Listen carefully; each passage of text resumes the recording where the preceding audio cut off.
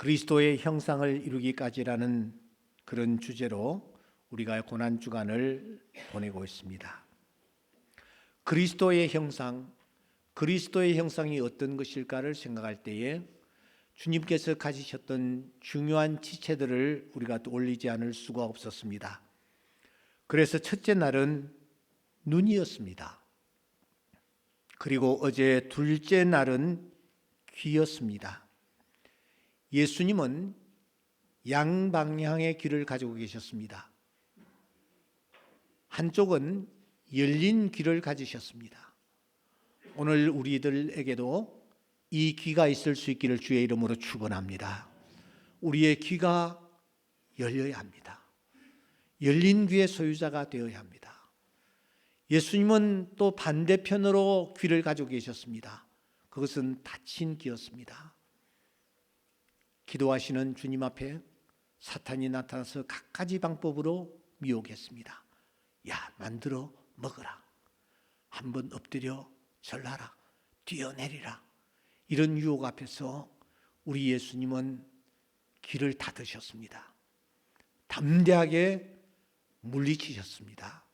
오늘 우리가 삶을 영위할 때에도 이런저런 유혹의 소리들이 우리 귓전을 때릴 때가 참 많습니다. 여기 한번 투자해봐. 야, 이렇게 한번 해봐. 이것 한번 먹어봐. 얼마나 우리의 귓전을 간지럽게 하는 유혹의 소리들이 많은지 모릅니다. 이 유혹의 소리들 앞에서 하나님의 은혜로 닫힌 길을 가지고 담대하게 나아가는 우리 모두가 될 수 있기를 소원합니다. 스데반이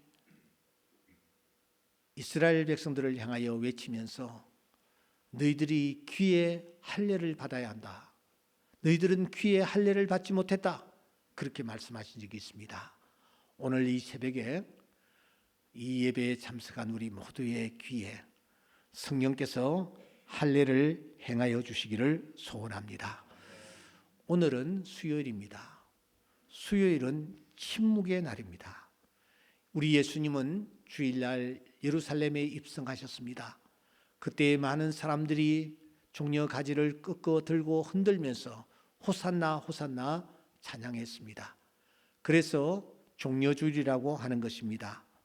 주일에 입성하신 주님은 월요일에 성전에 들어가셨습니다. 그리고 채찍을 들고 성전을 청결케 하십니다. 내 집은 만민이 기도하는 집이라 일컬음을 받아야 하겠거늘 너희들이 강도의 구려를 만들었다 하시면서 성전을 깨끗게 하셨습니다. 화요일 주님은 마지막 때에 되어질 귀한 말씀들을 진지하게 제자들에게 주셨습니다. 그리고 오늘 수요일입니다.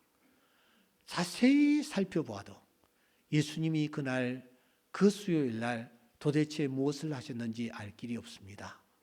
예수님은 침묵이라는 것이 얼마나 중요한지를 우리에게 보여주신 것입니다.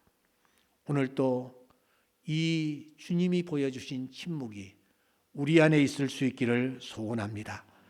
그러면 침묵이 주는 교훈이 도대체 무엇일까 하는 것입니다. 브루스 올마이트리라는 영화가 있습니다.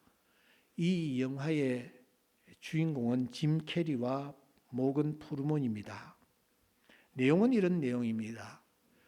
창조주가 일주일간 휴가를 한번 가보겠다 그렇게 생각합니다.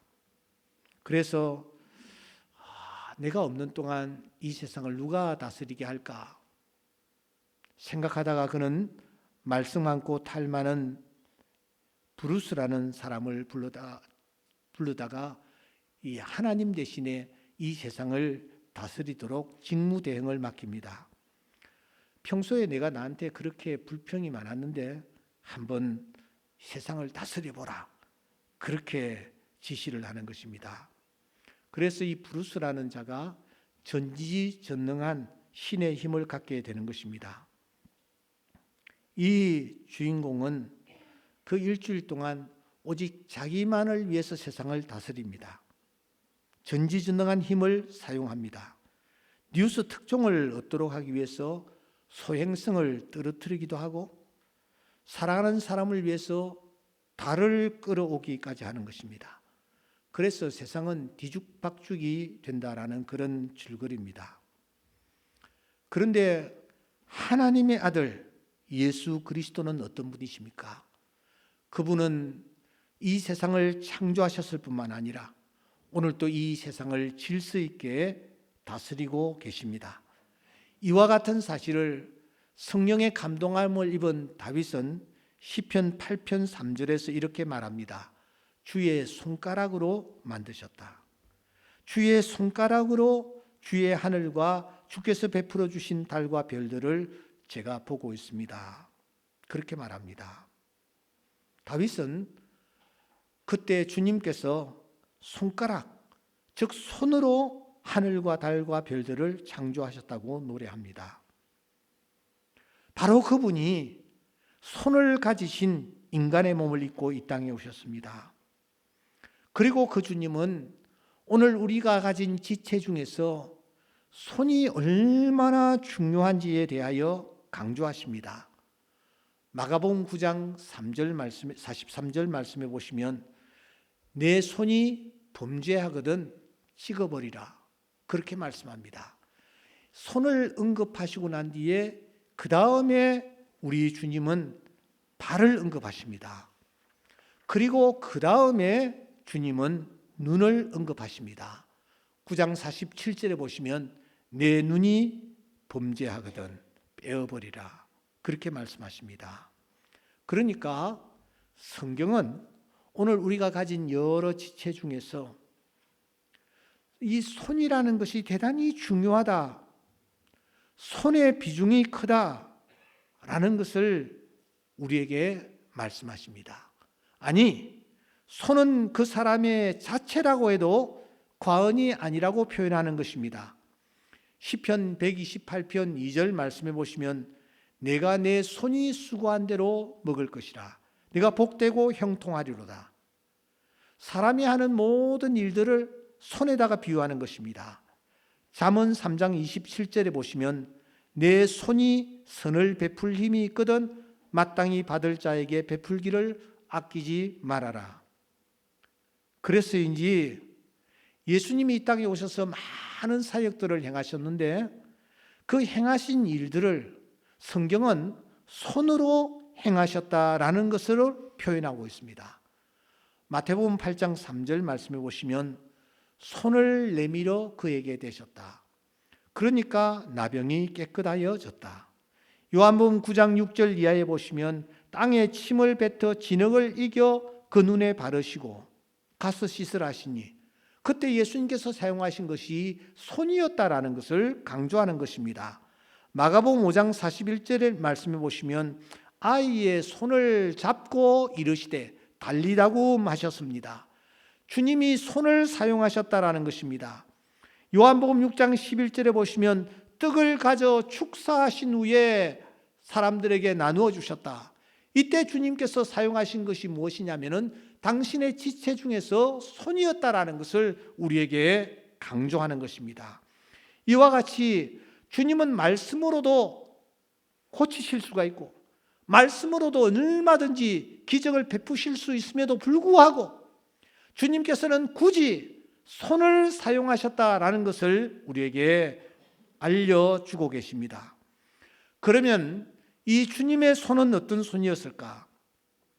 그리스도의 형상 가운데 중요한 위치를 점하는 이 손은 도대체 어떤 손이었을까 하는 것입니다.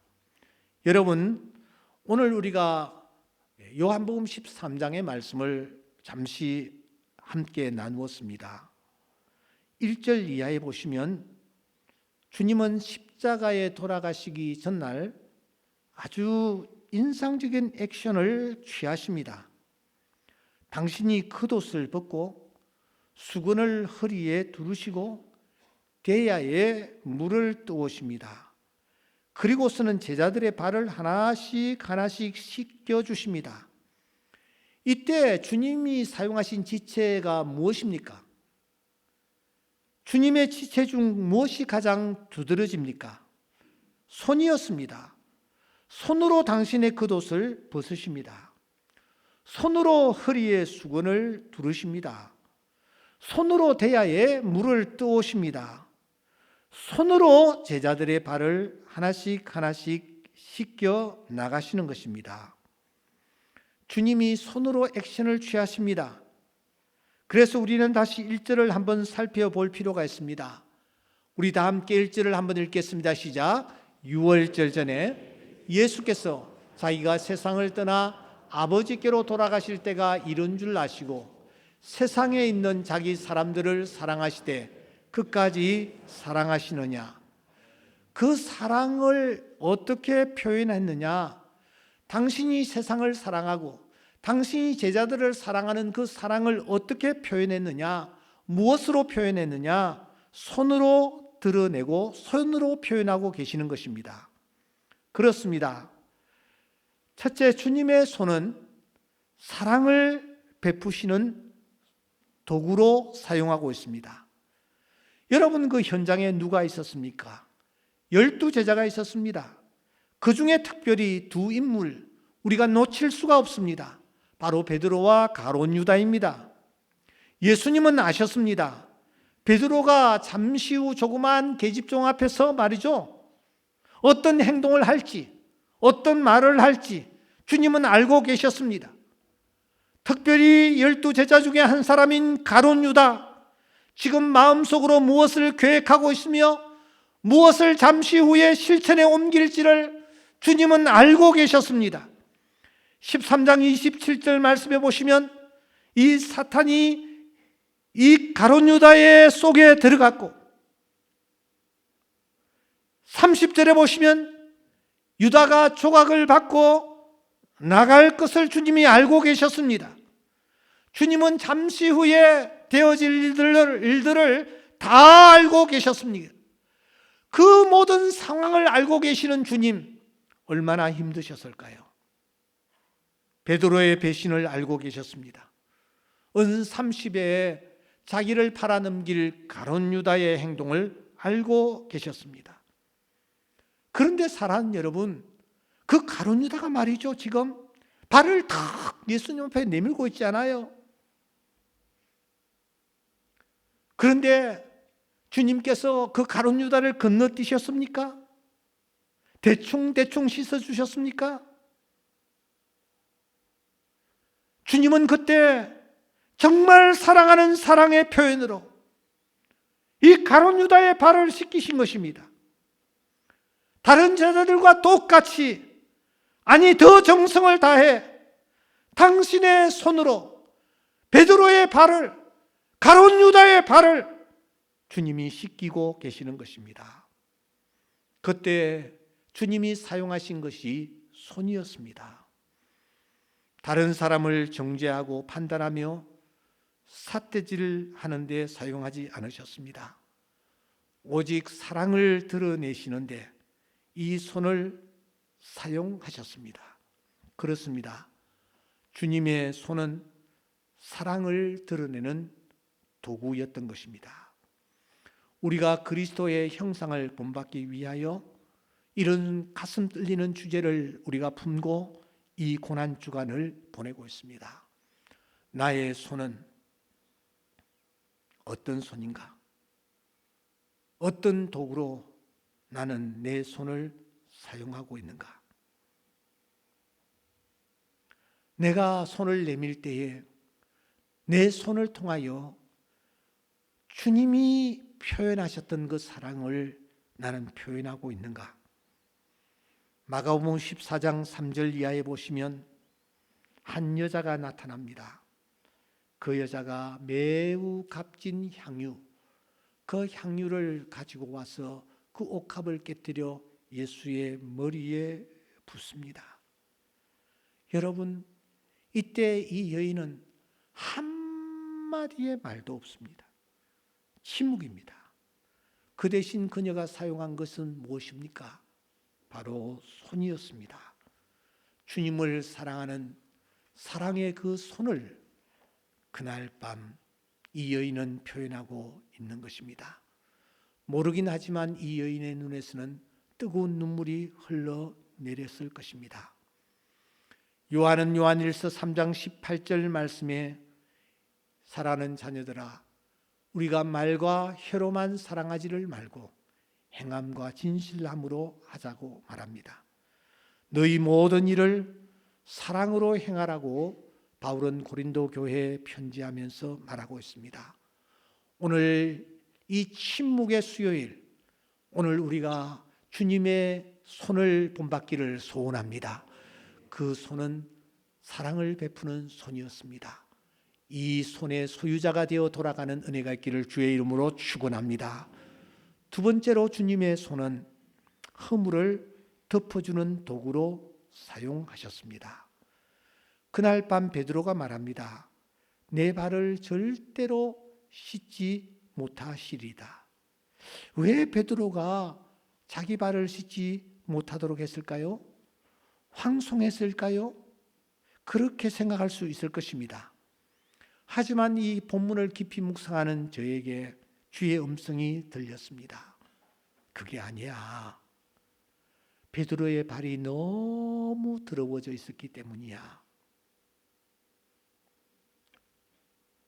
여러분, 어떨 때 지금은 그렇지 않습니다만 옛날에는 이 목욕탕에 가면은 곁에 있는 사람에게 등을 좀 밀어달라고 하는 경우가 있습니다.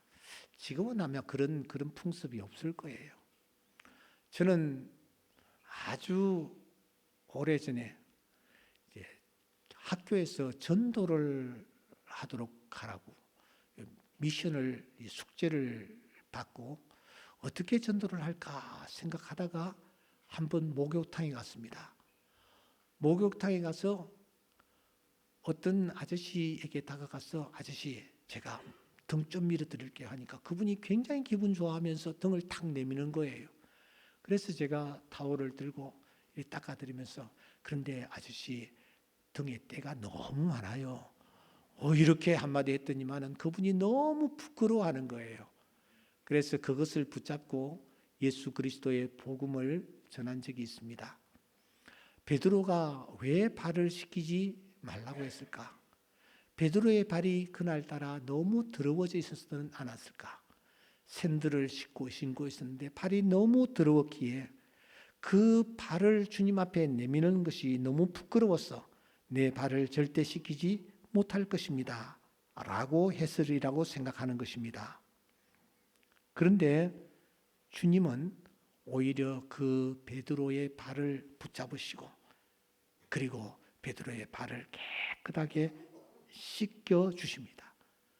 베드로의 더러운 부분을 감싸 주시고 덮어 주셨습니다. 여러분, 우리의 손이 다른 사람들의 허물과 다른 사람들의 약한 부분과 다른 사람들의 더러워진 부분을 덮어주고 씻겨주는 그런 손이 될 수 있기를 주의 이름으로 축원합니다. 창세기 9장에 보시면은 노아가 누워 있었을 때에 술을 먹고 포도주를 먹고 누워 있었을 때에 옷을 벗었던 것 같습니다. 그때에 한 사람은 그 모습을 보면서 광고를 했습니다. 함이 그렇게 했습니다. 하지만 셈과 야벳은 옷을 가져다가 자기들의 어깨에 메고 뒷걸음져 들어가서 그들의 아버지의 하체를 덮어주었다. 그들이 얼굴을 돌이키고 그들의 아버지의 하체를 보지 아니하였다라고 말하고 있습니다. 허물을 덮어주는 이 셈과 야벳이 나중에 큰 은혜와 축복을 입는 것입니다.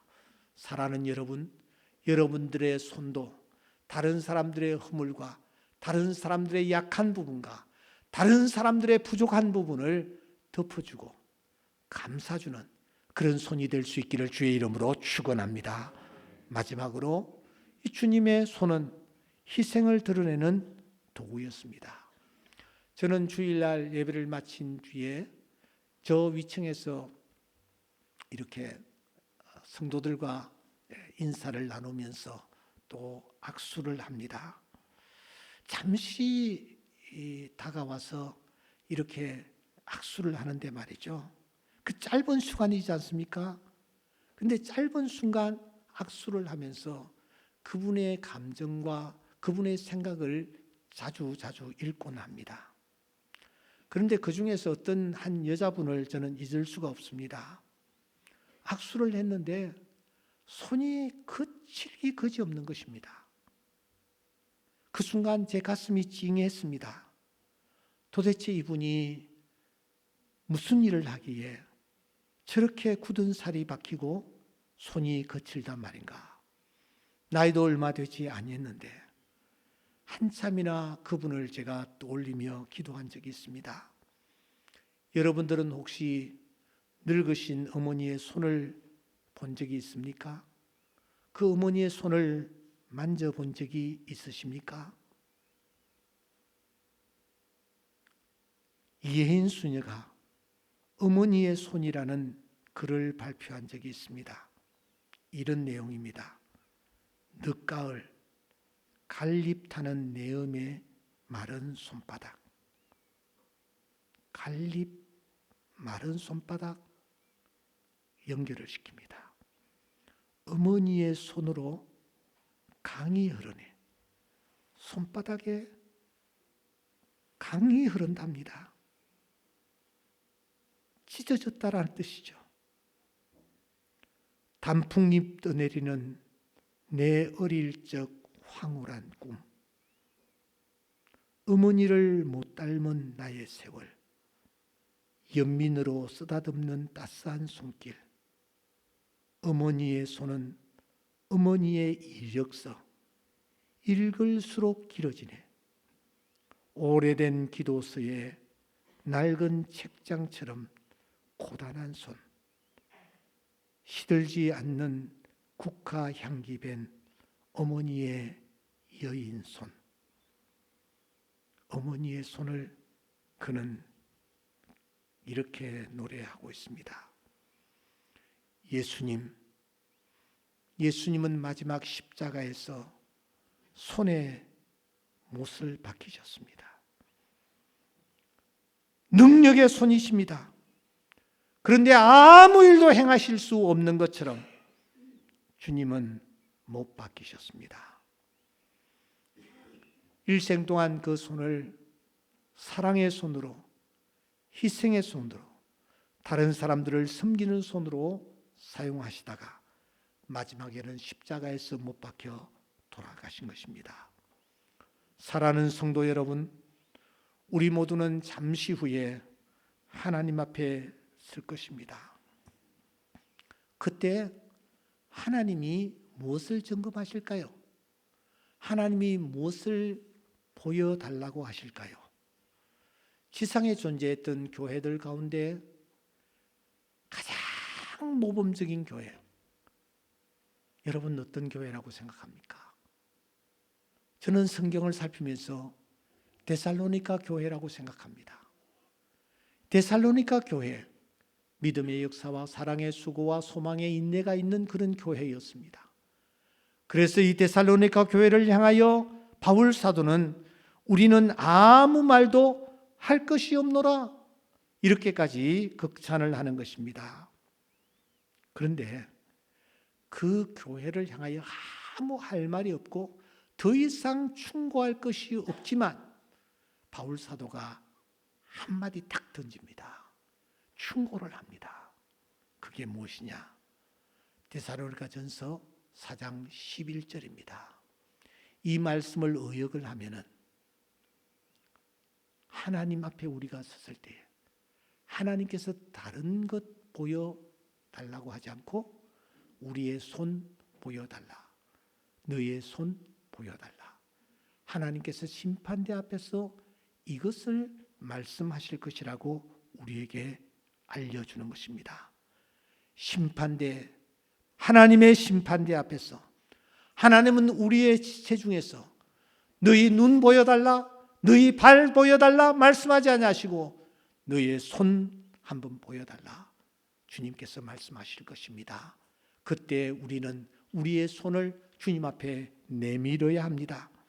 이 손 안에 나의 인격과 나의 사상과 나의 발자취와 나의 감정은 다 담겨 있습니다. 내가 무엇을 쥐고 무엇을 폈는지, 무엇을 간직하고 무엇을 나누었는지, 누구를 만났는지, 누구와 악수를 했는지, 누구를 멀리 했는지, 누구를 포용했는지, 누구를 배신했는지, 이 모든 것을 다 드러내는 창구가 바로 내 손인 것입니다. 오늘 이 시간 우리가 이 손을 다시 한번 바라보면서 주여, 나의 형상이 그리스도의 형상이 되게 해 주시고 나의 형상 속에 그리스도의 아름다운 손이 나의 형상 속에 담길 수 있게 하여 주시옵소서. 이 기도가 우리 모두의 간절한 기도가 되었으면 하는 마음 간절합니다. 한번 기도드리겠습니다.